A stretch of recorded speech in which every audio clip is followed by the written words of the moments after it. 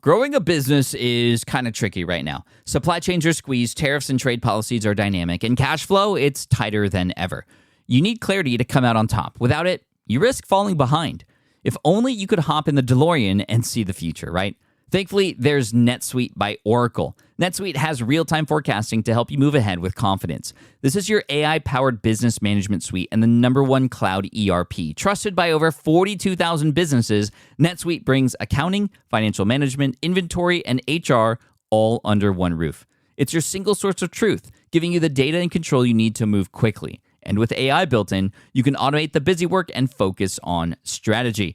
NetSuite helps you see what's stuck, what it's costing you, and how to pivot fast. If I were running a business with a lot of moving parts, I'd use NetSuite for full control over everything. Tame the chaos with NetSuite. If your revenues are at least in 7 figures, download the free ebook, Navigating Global Trade, 3 Insights for Leaders at netsuite.com/SPI. That's netsuite.com/SPI. Congrats, your business is doing great. All your hard work is paying off, but you need help like now, and you have to hire fast. How can you hire amazing candidates quickly? Easy, just use Indeed. When it comes to hiring, Indeed is all you need. Stop struggling to get your job post seen on other job sites. Indeed sponsored jobs help you stand out and hire fast. And with sponsored jobs, your posts jump to the top of the page for your relevant candidates so you can reach people you want faster. And it makes a huge difference. According to Indeed data, sponsored jobs posted directly on Indeed have 45% more applications than non-sponsored jobs. One of the things I love most about Indeed is that it has one of the largest databases of job seekers, giving employers access to a wide range of candidates. And with job alerts, I get notified when new candidates apply. And with Indeed sponsored jobs, there's no monthly subscriptions, no long-term contracts, and you only pay for results. So how fast? Well, in the minute that I've been talking to you, 23 hires were made on Indeed, according to Indeed data worldwide. There's no need to wait any longer. Speed up your hiring right now with Indeed. And listeners of this show will get a $75 sponsored job credit to get your jobs more visibility at Indeed.com/SmartPassive. Just go to Indeed.com/SmartPassive right now and support a show by saying you heard about Indeed on this podcast. Indeed.com/SmartPassive. Terms and conditions apply. Hiring, Indeed, is all you need. You spent months building towards launch day, but when the clock hits 0, your site crashes. Bots swarm, and loyal fans rage on Reddit. That's not good. Fanfare was built to stop that. Fanfare is the drop platform made for high-pressure moments, stampede-proof infrastructure, verified waitlists, and bot filters that actually work. Instead of refunds and rage, you get retention and revenue. And that sounds great to me. Your next launch shouldn't be a gamble. Get Fanfare's 5-step hype drop playbook and learn how to bulletproof your drop at fanfare.io/playbook. Again, that's fanfare.io/playbook. This is the Smart Passive Income Podcast with Pat Flynn, session number 161. Smart Passive Income. Smart Passive Income. Smart Passive Income. Smart Passive Income. Welcome to the Smart Passive Income Podcast, where it's all about working hard now so you can sit back and reap the benefits later. And now your host. He loves Disney movies as much as his kids do. Pat Flynn. Still using a copy-paste website? Break the template trap with Framer. Whether you're overwhelmed by traditional site builders or frustrated with cookie-cutter designs, Framer gives you the freedom to create a site that's professional, polished, and uniquely yours. Framer is the design-first, no-code website builder that lets anyone ship a production-ready site in minutes. It's free to start, allowing you to browse hundreds of pixel-perfect templates or even design something on your own on a totally blank canvas. Add bold animations like appear effects, text effects, parallax scrolling, scroll animations, looping animations, and much more in seconds. The built-in AI handles the heavy lifting, generating starter layouts, and can even translate your entire site to any language. Ready to build a site that looks hand-coded without hiring a developer? Launch your site for free at framer.com and use code SPI to get your first month of Pro on the house. That's framer.com, promo code SPI. Framer.com, promo code SPI. Rules and restrictions may apply. With running your own business, legal questions always come with the territory. Like, can I use this contract or agreement? What do I do if a client doesn't pay? Am I even structured the right way for taxes? Instead of Googling your way through legal landmines, imagine having a law firm ready to address your business's legal needs without the sticker shock. That's what you get with Legal Shield's small business plans. Legal Shield helps entrepreneurs access real legal help on contract reviews, collection letters, business formation guidance, and even help navigating IRS audits. Members can schedule consultations, upload documents through the app, and get support from a provider law firm that knows small business laws in your state. Plus, consultations on taxes or trademarks help you stay ahead of potential problems. And if a client is late on a payment, Legal Shield steps in with professional collection letters so you can protect your hard-earned revenue, all for a fraction of the price of hiring a lawyer on your own. Go to LegalShield.com/SPI or call 833-570-9980 to learn more and get big business legal support without a big business budget. That's LegalShield.com/SPI. All right. What's up, everybody? Pat Flynn here, and thank you for joining me in session 161 of the Smart Passive Income Podcast. Thank you for all the love, the support, the ratings and reviews on iTunes. And also, if you haven't yet done so, please subscribe to the show, because that way you can get this content directly uploaded to your device every single Wednesday. That's when these episodes come out, and I have a whole slew of episodes ready for you, already recorded, and they are amazing. Just like this episode today, which features a woman who knows what she's talking about when it comes to finding ideas. We break down how to find great ideas, the different types of ideas you can use to build a brand new business online, and also how to build a huge following around those ideas. So why don't we just skip all the chatter and get right into the interview? Here is Dorie Clark from DorieClark.com and author of Standout. Here we go. Dorie, what's up? Welcome to the show. Thank you for coming on. Hey, Pat. I'm so glad to be on. Thanks for having me. Yeah, this is going to be a lot of fun. Tell us a little bit about who Dorie Clark is before we get into all that good stuff we're going to get into. Yeah, absolutely. So I am an author. My first book came out 2 years ago in 2013. It was called Reinventing You from Harvard Business Review Press, about personal branding and professional reinvention. And I have a new book out called Standout: How to Find Your Breakthrough Idea and Build a Following Around It. When I'm not writing, I teach business school for Duke University and give a lot of talks and do consulting. That's very cool. And you told me just before we started recording that you were on TV yesterday, which is awesome. Thank you. So you're over in New York. And what were you on TV for?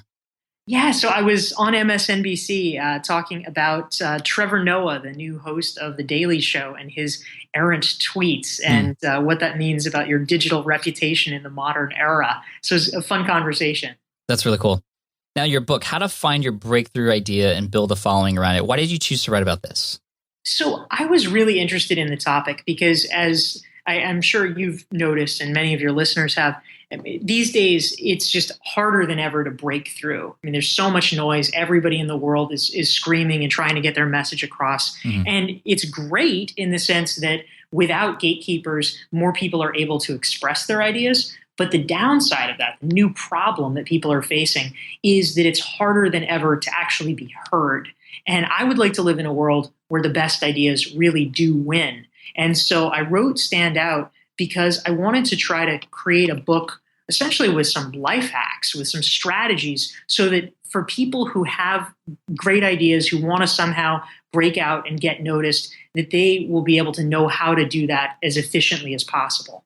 I like that. Now, when I got your book, I thought it was just all about, okay, taking the idea that you already had or taking the business that you're already in and then how to stand out from everybody else. But it seems like it all starts even before that. It starts with the idea, because you even say in your tagline, how to find your breakthrough idea. So can we talk about really quick for those of you who are listening who you might not even have, started yet? Maybe you're still searching for that breakthrough idea. Dorie, how can we help these people out? How do we help people find their breakthrough idea?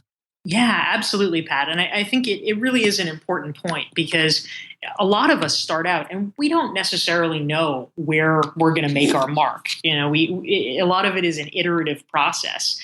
For me, I started out as a marketing consultant, just a general marketing consultant. I would do, marketing plans and social media plans for companies. And that was great, but it wasn't very specialized. But it actually turned out for me, I had started doing a lot of blogging, and in 2010, I wrote a post for the Harvard Business Review called How to Reinvent Your Personal Brand.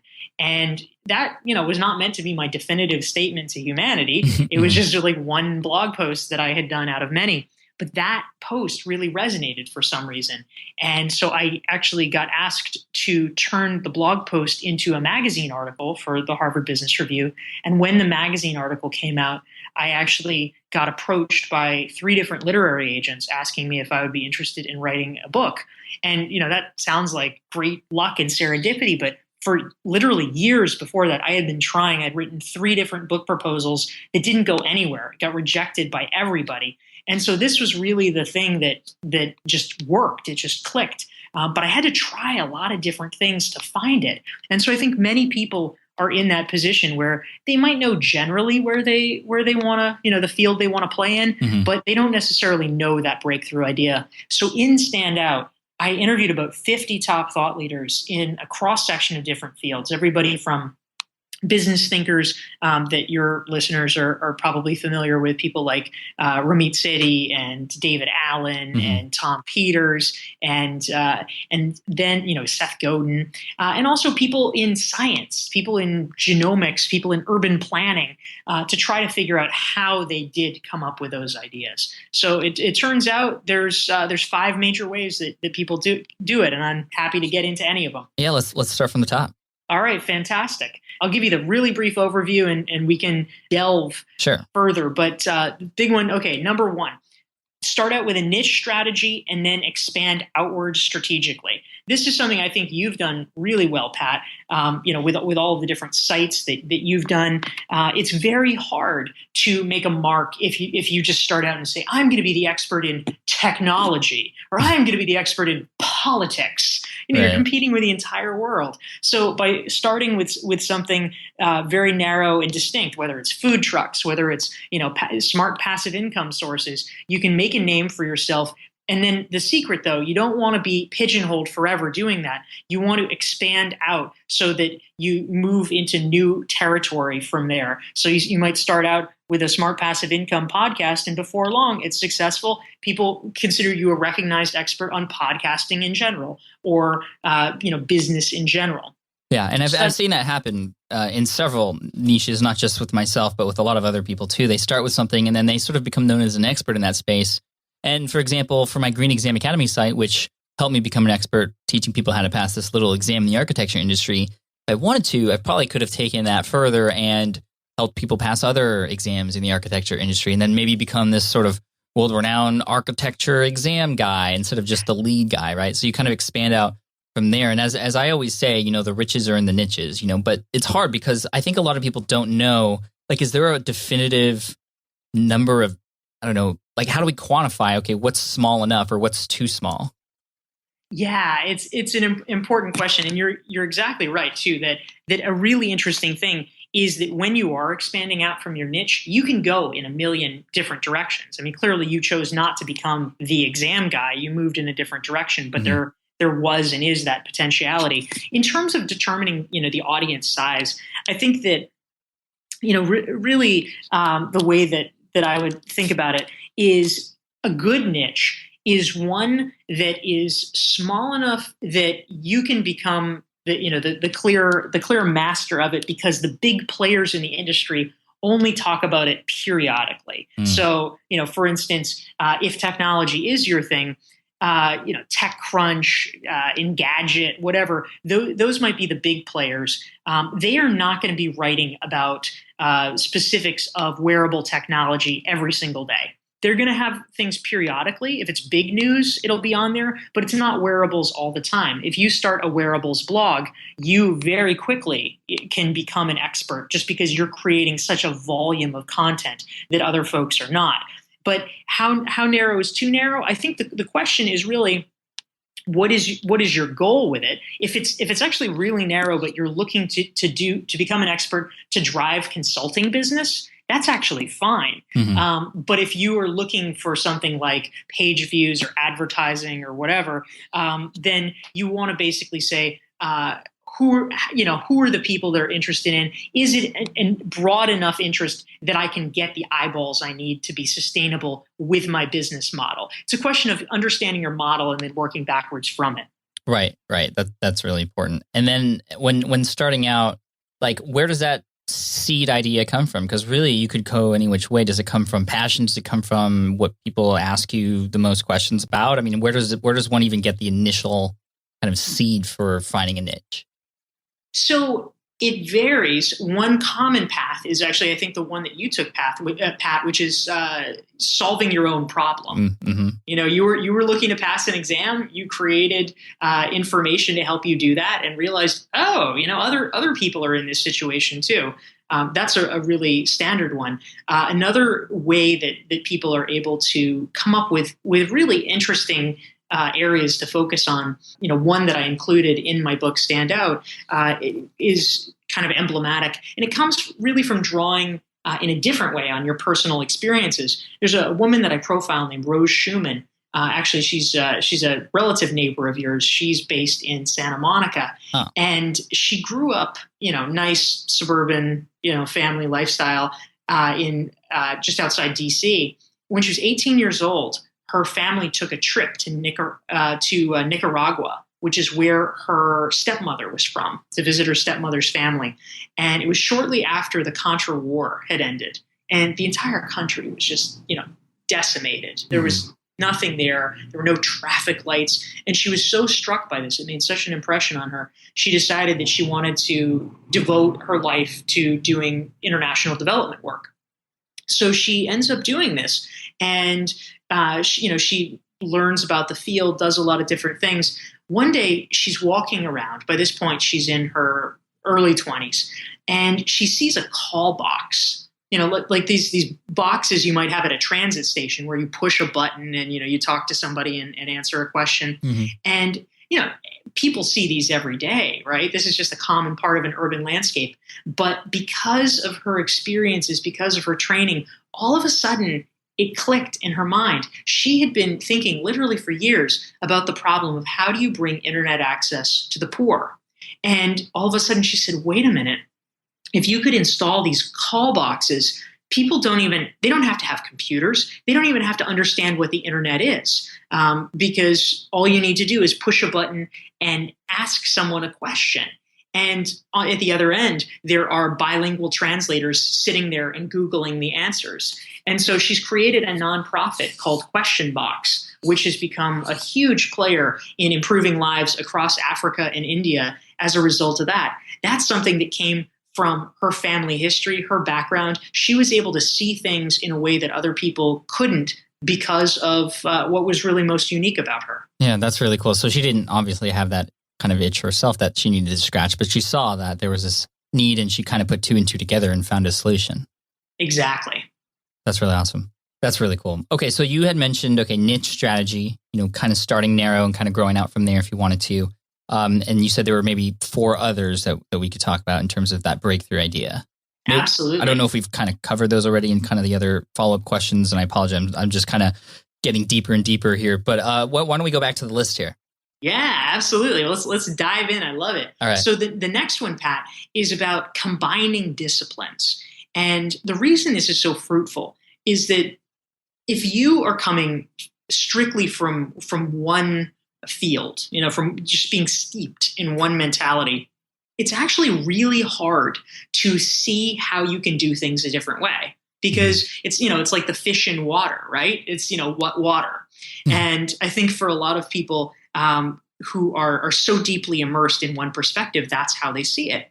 But if you are able to take different professions or, even just maybe combining experiences you've had, hobbies you've had, things that you've studied in depth that other people haven't, and mash them up, you can begin to really have different insights, because all of a sudden you're able to compare and contrast and say, wait, this works over here. Why don't we try it here? And so listeners of your show, I'm sure will be familiar with The Lean Startup by Eric Ries, which is a perfect example of this. Here's a guy who ended up starting a movement, writing a best-selling book, and he did it by taking startups, technology entrepreneurship, and combining it with almost the most unlikely thing possible, which is lean manufacturing that Toyota pioneered to improve automotive manufacturing. I mean, it's like the ultimate industrial behemoth practice. And he melded them together and created something new and valuable. Right. And it's been completely revolutionary for how people create businesses and do startups. I mean, I've adopted a lot of Eric Ries's philosophies in my own business too. And so that comes from the manufacturing industry, you're saying, but he kind of brought it over, adopted it for a whole new set of people. Exactly. That's awesome. I love that. Okay, let's keep going. All right. So the third one that has been very fruitful for people in coming up with their breakthrough idea is, the umbrella is creating original research. And this could really be all kinds of things, right? This could be doing surveys. This could be creating case studies. This could be doing product reviews. It could be any number of things. It could be a quantitative analysis where you're crunching data, crunching the patterns you find in Twitter feeds, whatever it is. And the reason that this is so important is that in the internet era, everybody has opinions, right? Everybody, has their own theories about why such and such works or, why such and such sucks. But what is much harder to find is actual new information and facts. And so if you are creating that somehow, you are actually really going to make yourself a player because you're injecting something new into the discourse that other people are then going to take up and talk about. And this does not have to be expensive. You don't have to be commissioning international surveys or things like this. I actually profile in Standout a guy named Michael Waxenberg who, started out very unlikely. He was an IT manager at a financial services company. He and his wife were planning to buy a co-op in New York City. And so they started just going to open houses. They wanted to research this so they could make a smart decision. And he became so into it. He visited so many open houses. And then he posted very, very detailed reviews on this website, Street Easy. He very quickly built up a reputation among people who used that site as being something of an expert on the housing in his neighborhood. And so he started getting a stream of people saying, "Oh, I want to work with you. Will you represent me when I buy this house?" And the only problem was he wasn't a realtor. And so he was actually able to build this incredibly lucrative side business for himself because before he had even gotten his real estate license, he had a stream of clients begging to work with him because he had established his expertise so much through doing these reviews, which cost him no money to do. That's really cool. I love that. So it doesn't necessarily have to be, because you had mentioned, original research and data. I was thinking software, but this doesn't sound like software at all, this example that you used. It could be the output of the research can be sort of in any which way, right? Yeah, that's exactly right. I mean, something that I would classify as original research is taking a journalistic approach. Instead of just writing a blog post and saying, "Here's what I think about self-driving cars," or "Here's what I think about this new app." That's great. And if you really have a detailed, nuanced perspective, fantastic. But what could be potentially even better is to act like a journalist, interview people, come up with things so that you are really adding something new rather than just being one more voice in the echo chamber. You don't need technical training to do it. It could be qualitative or quantitative. Yeah, it almost sounds like John Lee Dumas from Entrepreneur on Fire and how many interviews he's doing with other entrepreneurs. He's sort of collating all that data and he's doing all the research for everybody. And he's now considered an expert in the space. And obviously that has combined with niche strategy number one, which is kind of he's kind of branched out from just the person who interviews other entrepreneurs, but now he's serving people who are starting podcasts and doing webinars now. So he's kind of all over the place. And there's no wonder why his income reports are even much bigger than my own each month. So he's a great example of that a lot of my audience would probably recognize. Yeah, exactly. I mean, you might wonder how do you make that transition from being behind the microphone to being in front of the microphone in a proverbial sense. But you're exactly right. I mean, people look to John, people look to you as experts because you have, through the interviews and the knowledge that you've presented to other people, and also gleaned in your own professional development by doing the interviews, you transform yourself into a source that's more knowledgeable than almost anybody else. Yeah, that's awesome. All right, number 4. All right, so number 4 is what I will call attacking a big problem, and basically what this means is that. And I think it's especially true in the tech world. People talk about this a lot.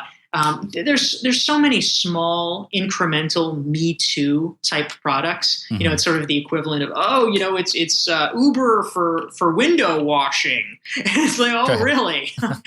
Just nobody cares. And so if you want to get noticed, if you want to break out, if you want to build a reputation as an expert, as a thought leader, part of the challenge is picking a subject that is worthy enough to elicit other people's attention, to make them care.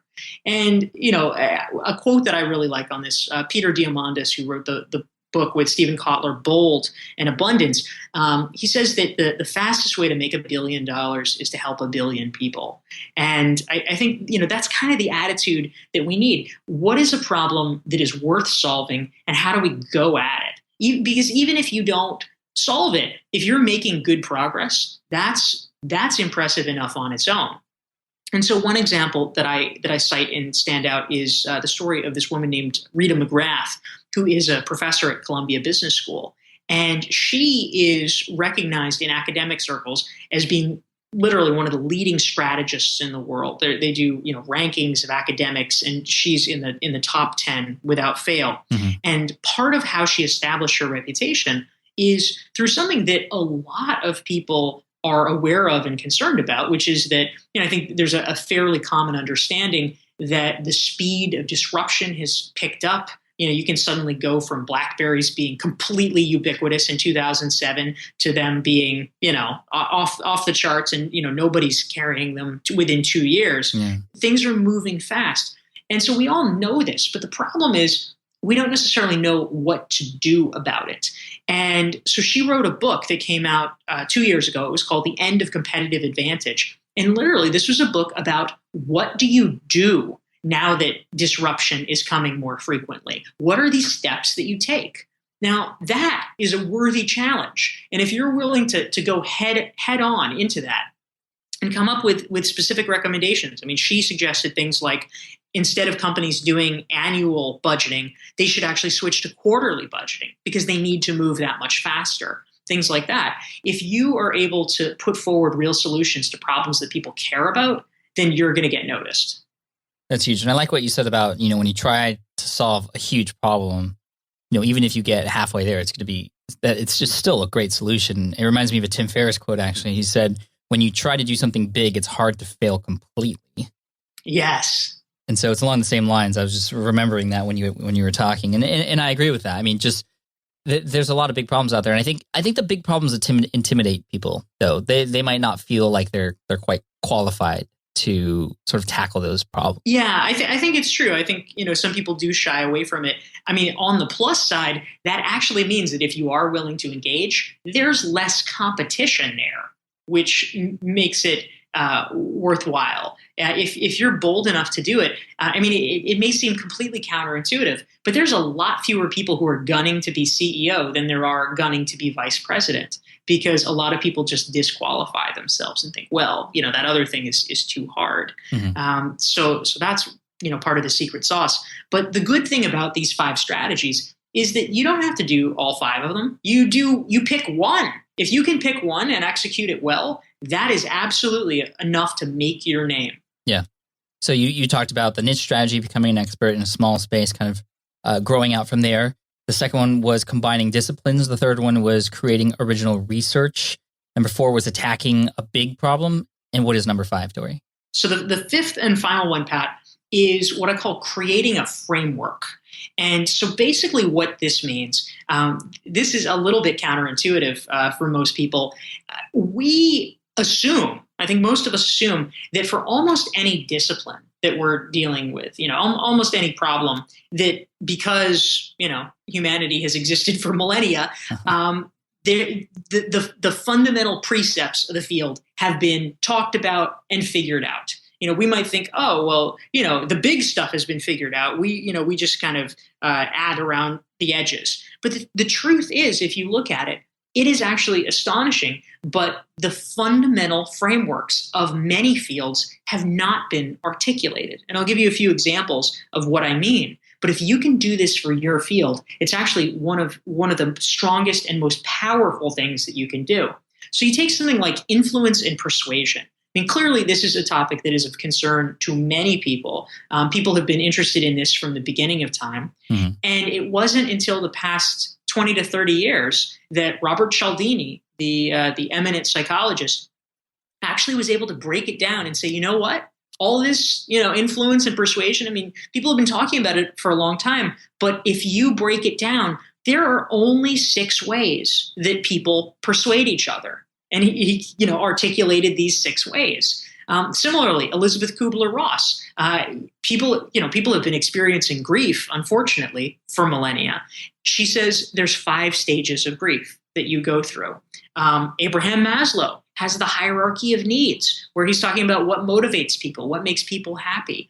It's these frameworks that literally, once they have been articulated, they make so much sense and help people understand the world in such a different and better way that almost every time they're even glanced upon, you have to mention those people because they have become so central to how we see the world. Mm-hmm. So finding a place where you can create a structure, where you can create a framework, just like David Allen did, for instance, in getting things done. I mean, you might think, okay, productivity, why does that need a framework? But he created one and has become enormously popular as a result. So that's the 5th and final strategy, where people can really break out and find a way to make a contribution. Now, is that more than just like a how-to guide on something? I mean, it seems like it's a little bit deeper than that. It seems a little intimidating to kind of just like transform how something's been done for so long, for example.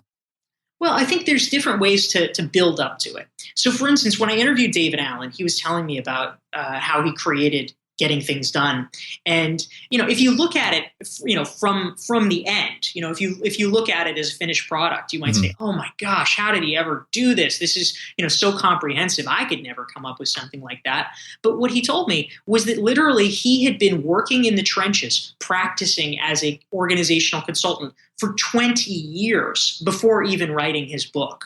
So he said, he told me, he's like, Dorie, it wasn't 10,000 hours. I probably spent 20 or 30,000 hours literally sitting next to executives at their desk, helping them organize things. And so by the time he got around to writing his book in 2000, he knew this backwards and forwards. He had been thinking about it for years. And so you don't have to start out knowing everything. It's perfectly fine to let things marinate and then, share your ideas when you're ready. Different strategies are going to work at different times. I think that's key. But another point that I make and stand out is that you also, it's great if you can create an overarching framework, but there's also ways to create a structure in more limited ways.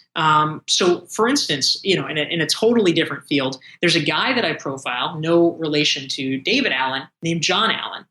John Allen is a well-known bicycling advocate. And he has created, I mean, it sounds like an oxymoron, but it's a bicycling manual bestseller. He took this book, these sort of fundamental principles of bicycling. And these were not his original ideas. They were actually distilled from a guy who was like the ultimate kind of guru of bicycling strategy named John Forrester. But Forrester was this kind of arcane, argumentative guy.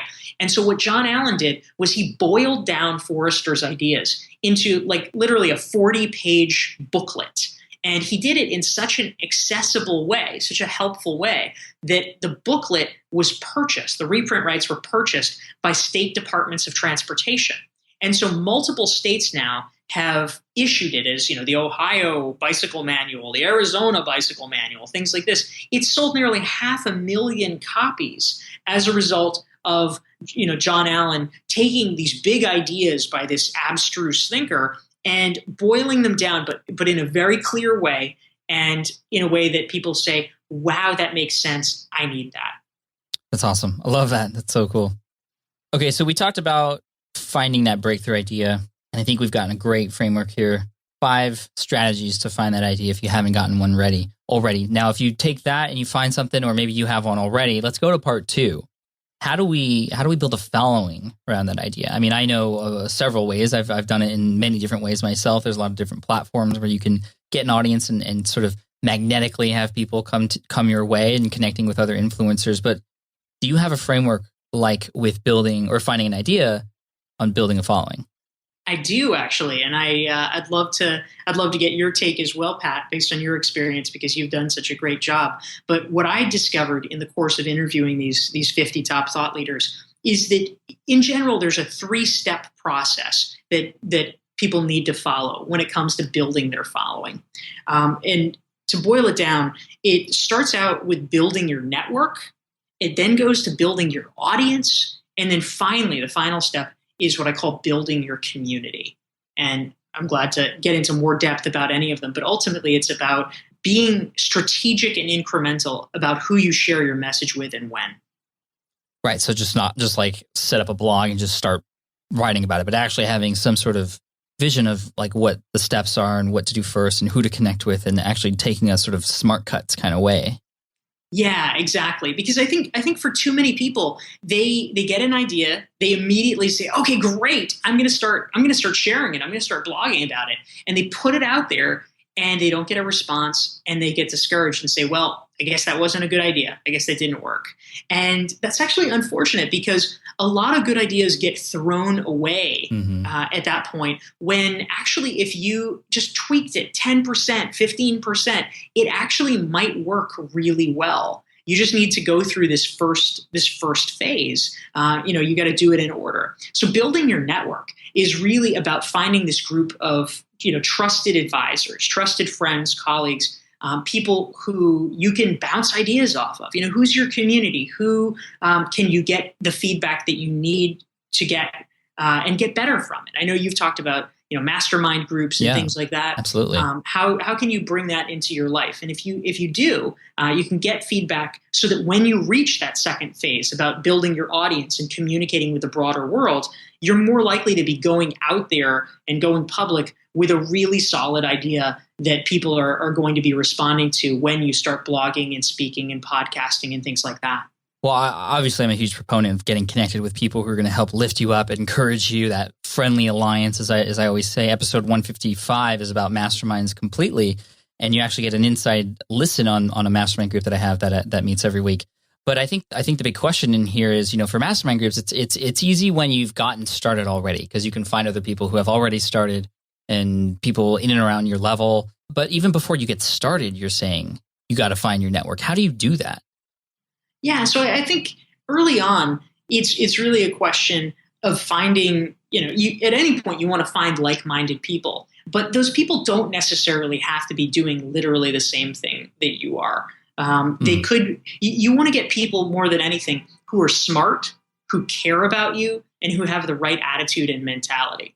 The thing that will kill you is if you are relying on people to give you guidance, and they're always naysayers. They're always finding what's wrong with it. I mean, of course, you want people who will honestly tell you if your idea is bad, but you don't want someone who is always going to say, "Well, what about this?" Or that's never going to work. You want people who are the smartest people and also the people who have heart and who are looking out for you. And whether that person is in a different field or not early on, that's actually okay.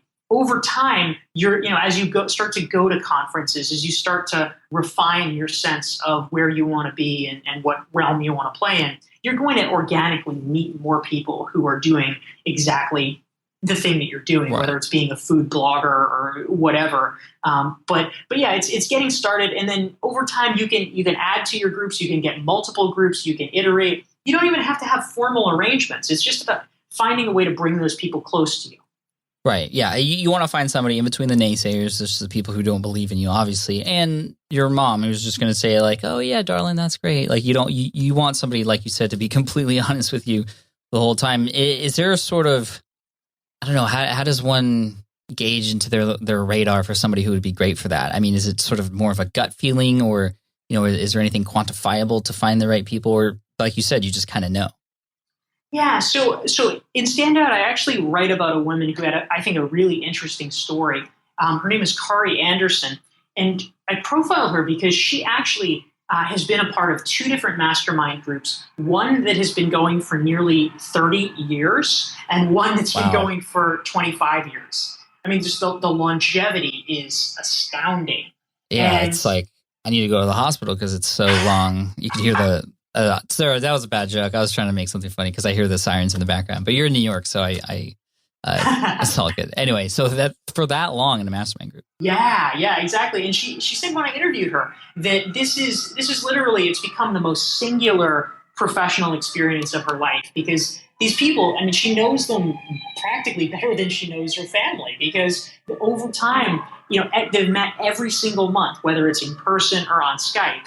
And you build up this base of understanding and trust, this ability that if someone you feel like is giving you a little bit of bull, you can you can push back, and it's really valuable. And so some tips that she shared, the first thing is that you do not want to invite people in too quickly. That's a big mistake. It's like getting married too quickly. You want to have a courtship. So you want to, if someone strikes your fancy as someone that you think might be a good member, get to know them one-on-one first. Have a few coffee dates. Yeah. If you still think they seem promising, bring them together in some kind of a casual social situation with other people who are in the group or who you're also considering for the group, to see what the chemistry is like. Because you might get derailed if one person in a group setting, they might have been fine one-on-one, but in a group setting, they're really domineering, or they always want to be talking or something like that. You want to suss these things out before you ink anything. That's great advice. Yeah. Just, get to know them first before you make any formal arrangements there. Once you build this network, you have people who you connect with, who have a heart, who are going to be there to help you because you're going to be there to help them too. Before you even start anything, what do you do with that network? I'm assuming you just talk about what you're going to do and just request that honest feedback. Yeah, that's right. The way that Kari Anderson runs her group, which I think, obviously people can make their own modifications, but I think as kind of a general template, it's a pretty good idea. So every month, they literally just kind of go around in a circle, either literally or, metaphorically online. And each person says two things. One is a request that they have of the group. So maybe it's, all right, I'm really trying to build up my speaking business this year. And so I'm, looking for referrals to speaking engagements, especially in XYZ field, or, especially in the Bay Area or whatever it is. And then the second piece is that they talk about an offer that they have for other people. So, they need to sort of come prepared with something that they have. And it doesn't, literally have to be a sort of, transactional thing, but it could just be, hey, I found this amazing app and it's really made my bookkeeping so much simpler. And I want to tell you guys about it because I think you might be having a similar problem. Or, it could be actual referrals for clients. It could be, hey, 2 months ago, you mentioned that you wanted to update your website and you needed to find a good web designer. I just met someone that I think would be perfect. Can I connect you guys? And so it's coming with both the ask and the give. And everyone goes around the circle. They keep meticulous notes and literally do refer back over time so that they can constantly be in a mode of giving and reciprocating. Yeah, I love that. I absolutely agree with that. What are your thoughts on a mentor versus a network? Yeah, so mentoring is actually a really interesting question. And in fact, I wrote a free ebook about that very question. Oh, no way. If people are interested, they can Google Dorie Clark Mentorship 2.0 and download that. It's based off of a chapter that I have in my first book, Reinventing You. So I have lots of thoughts about it. But the basic idea is that I actually really believe that the idea that we have of mentorship as a culture is wrong. It's outdated. My thoughts really were crystallized when I interviewed this guy named Tom DeLong, who's a Harvard Business School professor, for my Forbes blog. And he was telling me that he really believes that mentorship is broken these days, largely because of economic shifts that have happened over the last 20 years. Because it used to be that more senior professionals, let's say people in their late 50s or early 60s, they were the folks that were, at the top of their game, but they were able to begin, sort of shedding some of their responsibilities. They'd still stay on, but they weren't constantly having to do day-to-day work. And so they had the time and the interest and the bandwidth to mentor junior employees. That is gone now because of economic pressures. And if they are going to keep having their salaries and keep being around, they are required to be rainmakers. And so everything else has gotten off the table. They don't have time to be mentors. Everyone would like to have a mentor, very few people are willing to take time to be a mentor. And so if we're actually going to be able to be successful in learning from other people, what I suggest in Reinventing You is that we need to reconceptualize mentorship.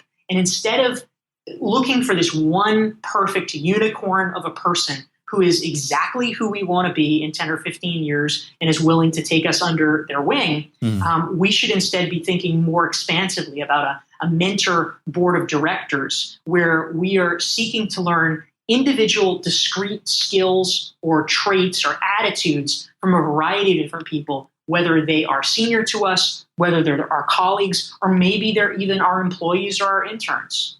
Yeah, so taking kind of who you want to be, not finding that, I like how you said unicorn, meaning that they don't exist, but like finding somebody, if I want to better my speaking career, I find somebody to help me with that. If I want to better my writing, I find somebody to help me with that. If I want to better, men's fashion, I can find somebody to help me with that. Exactly. It's like a la carte mentoring. And then you actually talk to them and you kind of ask them to become a mentor and that sort of thing? Or can it be just sort of hey, there's a guy, he has a blog, he's awesome, I love what he does. I'm just going to follow what he does and get inspiration from him. Yeah, you can certainly have mentors from afar. I mean, that's absolutely legitimate. Many people have, quote unquote, mentors from the past. Great historical figures whose biographies that they read. So certainly, if there's sort of a celebrity or a person from history that you admire, you can totally do it that way. If it's a real life person, you actually have two different choices, which I outline in Reinventing You. One is, literally, as you say, you can, after a certain period of time, I mean, you don't want to like spring this on somebody when you're first meeting them, but after a certain period of time where they've gotten to know you and vice versa, you can ask them to be your mentor. If you do that, it's really important to specify what that means. And the reason that I say that is that for a lot of busy people, asking to be their mentee stresses them out a little bit because they think, oh my gosh, what does this person want from me? Mm-hmm. Is this going to take a lot of time? And so it's really important to say something like, I would love it if you'd consider being my mentor. And that means that every 6 months we'll have breakfast and I'll buy you breakfast and you tell me, some of your thoughts about questions I might have. Yeah, that's cool. And, that sounds manageable. I like that. I like that. Yeah, so people can totally do it. The other option is to be what I call to have them as a stealth mentor. And that means you don't necessarily ever explicitly identify them as your mentor, but you just keep showing up. You keep sort of increasing the stakes a little bit. First it starts out with maybe a one-time coffee. And then at the end of the coffee, you say, hey, this is so helpful. Do you mind if in a couple of months, maybe we could do this again and I could follow up? And they'll probably say, oh, sure, right? And you keep doing it so that over time they begin to think of you as their mentee, even if it's never explicitly stated. Yeah, I love that. So Elon Musk, if you're listening to this right now, I would love to take you out for coffee. Anyways, okay, awesome, cool. So building your network, part one of after you get that idea. Part two, building your audience. I'm really interested to hear what you have to say about what it takes to build your audience from there. Yeah, absolutely. And this is something, Pat, where you've certainly excelled, and I know a lot of your listeners who are inspired by you have probably been doing this as well. This is probably the most visible part of marketing and going viral and things like that. This is the place where you begin to share your ideas with the world. And essentially, the goal here is to make you and your ideas findable by like-minded people. It's not going to do the world any good if they don't know that you're out there. So it's about content creation. It's about doing all the things so that if somebody looks on Google, if they're hunting around, if they're combing through the newspaper or talking to their friends, people say, oh, it's so funny you mentioned that. This guy Pat Flynn was just talking about it.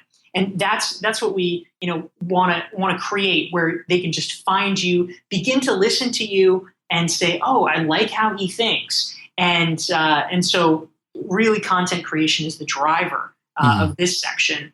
And where it tips over, the place where really special things start happening, is in that shift from the audience, which is where you are speaking to a large group of people, to building a community. And that's where people have bought into your ideas so much, they like them so much, you are no longer the only person talking about your idea.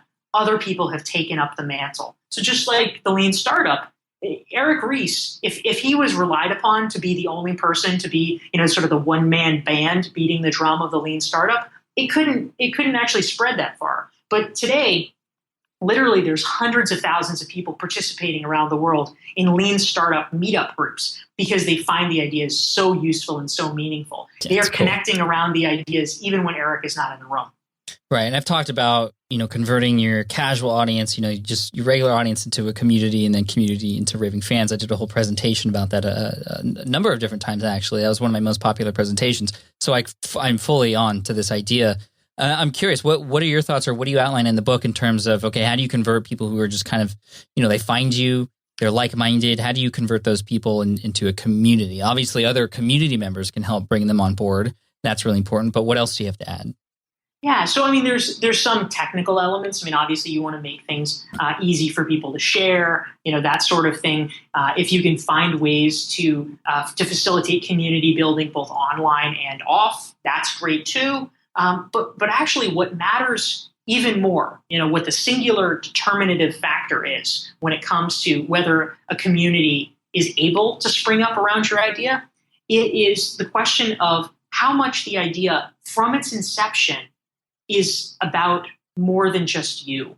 My sort of perfect example of this, something like Sheryl Sandberg in Lean In, right? There's a lot of people who are high-ranking executives who write books. Mm-hmm. And their books do not catch on the way her book did, because their book is really just about, hey, I'm a powerful executive and I want to write a book. It's a sort of an exercise in narcissism. But she wrote this book, and she tried very deliberately for the book to be not just about her, but a call to action for women to lean in, that every woman in theory could see a part of herself in this book and ask herself, am I actually volunteering enough? Am I asking for that raise enough? Am I raising my hand enough? And it's an idea that people find relevant to themselves. So if the idea is generous, then that actually, from the very beginning, enables it to have the capacity to spread. So for something like Smart Passive Income, this is something that people want to talk about because they're learning things, it's benefiting them, they're recommending it to their friends. It wouldn't just be the case if it was Pat's podcast where, all he does is talk about, different stuff that he ate or whatever. It's about adding value to other people. Right. And I definitely know the power of the community to help spread the word. This reminds me of how the Joy Luck Club, I think it was the book that kind of just spread by wildfire, not because the author did, much of the work to market it, but because just these little groups started to form where people started to read this book together in book clubs, and then it just kind of spread like wildfire from there. And I don't know the exact reason why that book in particular did it. I didn't do much research on that, but it kind of reminds me of the same sort of just spreading because of the community and people coming together as a result of what I guess the experiences that book brought each of those people. And I've seen this in many different ways. I've seen community be built on Smart Passive Income, and this isn't just for business and books either. This is for all parts of life. Like the people who are insanely obsessed with Star Trek, they have a name for themselves. They call themselves Trekkies, and every artist now has their own group that they call themselves. The fans call themselves either, Swifties if you're a Taylor Swift fan, or, your Little Monster if you're a Lady Gaga fan, and all that stuff. So it's absolutely incredible what can happen when you have that community behind you who believes in what you do, who believes in that message. They're going to want to be a part of it and spread it for you as if they're almost like a representative of you. Yeah, that's exactly right, Pat. And yeah, the phenomenon of virality that you're alluding to, I think, for folks who are interested in this further, this was actually one of the case studies that, one of the original great turn of the century business books, The Tipping Point by Malcolm Gladwell, had a chapter about this. It was, in his case, he was writing about the divine secrets of the Ya-Ya sisterhood. That's the one. I did not the Joy Luck Club. The Ya-Ya sisterhood one is the book I meant to say. Yeah, so the Joy Luck Club was very similarly popular. You're absolutely right. But yeah, it was through the book club structure that it became popular because, as you were alluding to, if you read something as an individual, great, fantastic. You might tell a friend if it comes up. But if you're reading it and it's baked in that you're going to be talking about it with 10 or 15 of your closest friends, that becomes a viral phenomenon. And if it's popular in book clubs, it begins to have a kind of communal meaning. Thank you for saying that, because that's exactly where I got it from. The Tipping Point, actually. I just referenced the wrong book. Man, this has been an incredible conversation, almost, step by step here, which is great. And obviously there's a lot more to the puzzle. And I would highly recommend everybody go and check out your book, Stand Out by Dorie Clark, How to Find Your Breakthrough Idea and Build a Following Around It. When does it come out? So the official launch date is April 21st. Awesome. Well, congratulations. By the time this goes live, it will have been out for a couple weeks now. So we're going to try and drive some more sales for you. And again, this is an incredible book with a lot of great case studies, inspirational, but also very, very like, this is how you do it. And I'm really glad that you almost built a framework out of all this, stuff that's, pretty hard to grasp for a lot of people too. Dorie, where can people find out more about you? Where can people get the book, and where can they connect with you? Yeah, thank you so much, Pat. One thing I want to mention is that for folks who are really interested in thinking through how they can apply these concepts in their own lives, I actually created a free giveaway. It's a 42-page workbook that I actually adapted from Stand Out. It's called 139 Questions to help you find your breakthrough idea and build a following around it. And literally, it's questions to ask yourself so that you can hopefully begin to really think about and draw out your own breakthrough ideas. That's available as a free download on my website, dorieclark.com. My books are Stand Out and Reinventing You. They're available on Amazon and Barnes & Noble and, fine and discerning bookstores almost everywhere. So I look forward to connecting with people there. And I'm on Twitter at Dorie Clark. All right. Well, thank you so much for joining us today, Dorie. We wish you the best of luck with the launch, and thank you for writing your book. Thanks, Pat. All right. I hope you enjoyed that interview with Dorie Clark, again, from dorieclark.com. That's DORIECLARK.com. Amazing episode, and we have the links and resources and everything mentioned, her books, all at smartpassiveincome.com/session161. Again, that's smartpassiveincome.com/session161. I also want to thank today's sponsors, a brand new sponsor today, a tool that I've used several times. I actually use this every single day. Now, you might actually remember Laura Roeder from episode 132, who talked about social media and also introduced her brand new tool called Edgar.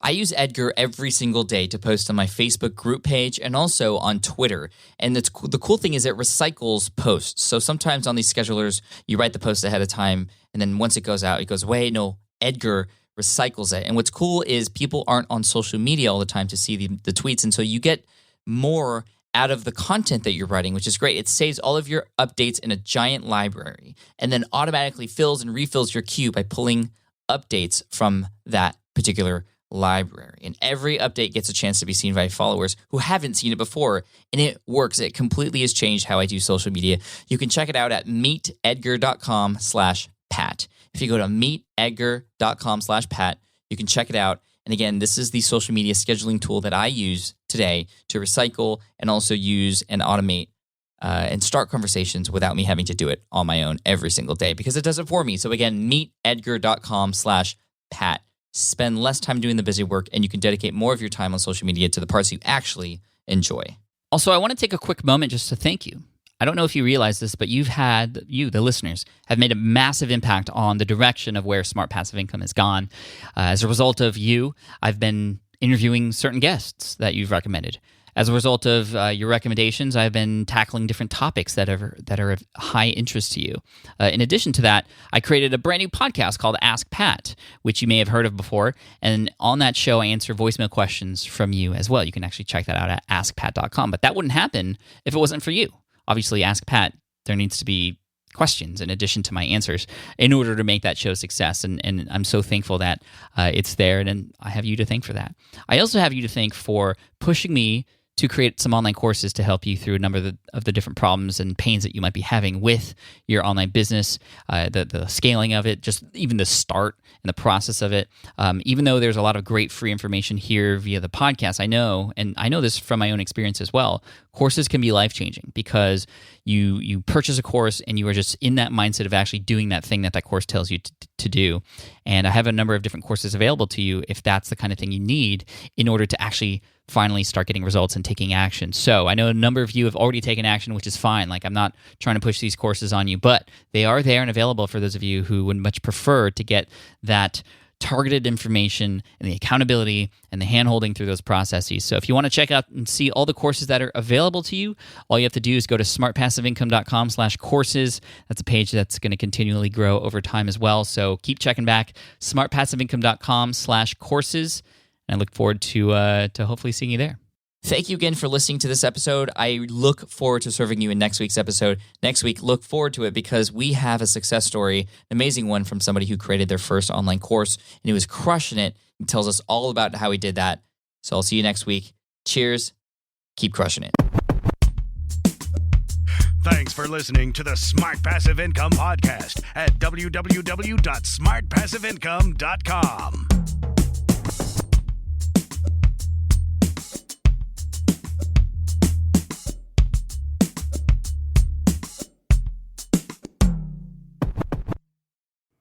Hey there, quick pause here because I have to tell you about a tool that completely transforms the podcasting workflow, Riverside. I get it. I used to juggle multiple platforms just to record one podcast episode. It was exhausting. Zoom for recording, Audacity for editing, and then a bunch of different apps just to create clips and social posts. I've tried other ones as well. They were okay, but they were clunky and super time-consuming. That's where Riverside has massively helped. I can do it all in one place, recording, editing, repurposing, one platform, one streamlined flow. I just log in, record with my guests no matter where they are in the world, and just like that, studio-quality audio and high-resolution video all in one. And get this, even if your Wi-Fi glitches, Riverside records locally on your device so everything sounds and looks crystal clear. But here's my favorite feature, Riverside's AI editing tool. You can remove silences and filler words with just one click. Hours saved. With Magic Clips, Riverside also automatically finds the best moments and turns them into ready-to-post videos for YouTube Shorts, TikTok, Instagram, all without the extra editing. So if you're looking to level up your production quality and simplify your workflow, go to smartpassiveincome.com/Riverside and use code SMART to get 1 month free on the Pro plan. That's smartpassiveincome.com/Riverside, promo code SMART. It's built by creators for creators, and I think you're going to love it. Have you dreamt about being your own boss, but still haven't made the first steps to making that dream a reality? Well, I get that. Starting a business can feel super overwhelming with legal forms, paperwork, finances. It's a lot. And that's why I'm excited to tell you about Taylor Brands. Taylor is a complete business builder designed to make launching your business simple and stress-free. You can register your LLC in just minutes, keeping your personal assets and the business assets separate from day one. From there, you get access to everything you need to get off the ground. Legal documents, licenses and permits, invoicing and bookkeeping tools, and even a 100-day business coaching program, all designed to help you hit the ground running.